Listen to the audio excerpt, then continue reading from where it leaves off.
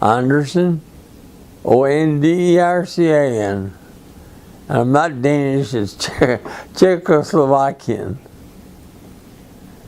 I was born in Racine, Wisconsin, and I lived there all my life.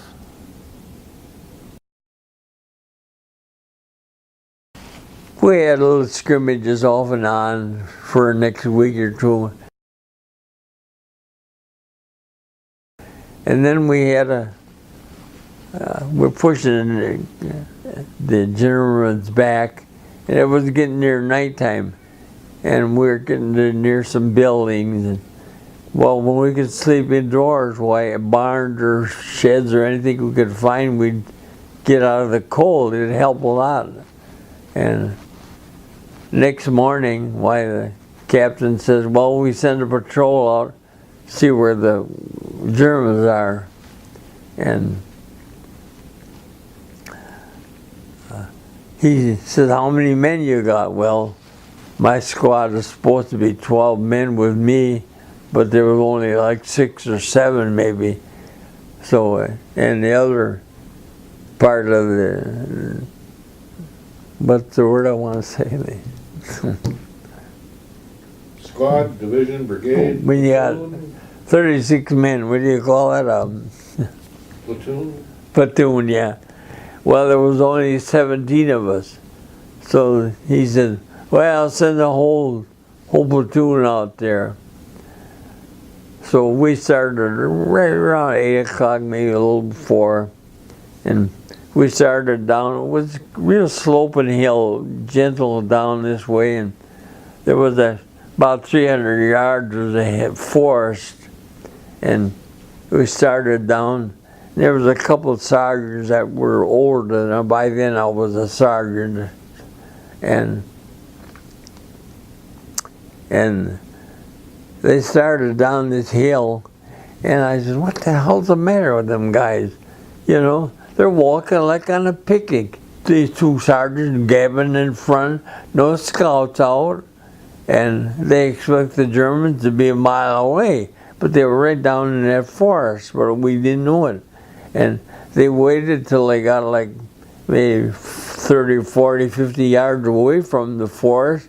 They opened up with 2 machine guns, and they blasted everybody. And I turned around and hit the ground and looked for something to shoot at.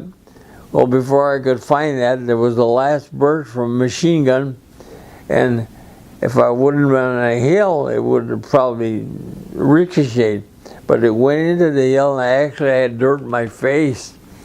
So I had to lay there. I lay there all day long. I couldn't move a muscle.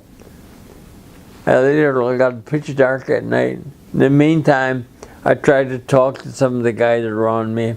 I had walked back to spread them before the firing, because they're so tired, so scared, they'd hold hands if you let them. So I was in the back end separating them when it happened. So I was near the rear. And so I laid there all day long, nobody to talk to. And one time a sniper shot at me, and whoop, it hurt right near my belly. It went into the ground. And so then after back at night, I checked all the men to make sure they were all dead, no wounded ones, and walked back to the men I know were lined up over here. I crept up kind of close. I said, GI, don't shoot, don't shoot. What's the password? Well, we left before they gave us the password. Okay, come on in with your hands up. So I walked in, talked to the sergeant, told him the story. Well, you better talk to one of the officers. The officer came over, told him, and he said, would you mind taking the sergeant back and check if they're all dead? Boy, I didn't need that, I'll tell you.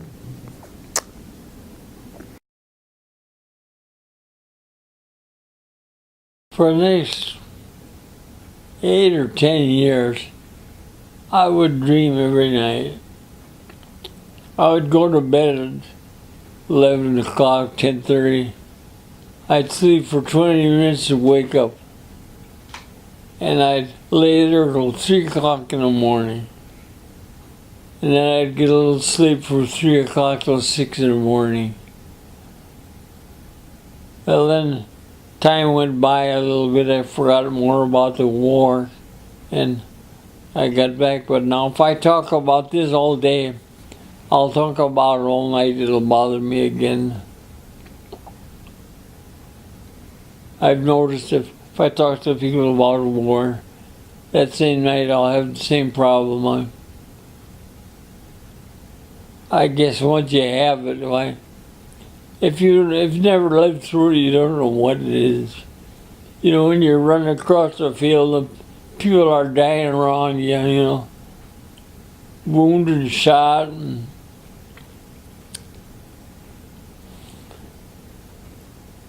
like I say, I had supposed to have 11 other men and myself in a squad, but after the first battle, I never had more than 7 or 8.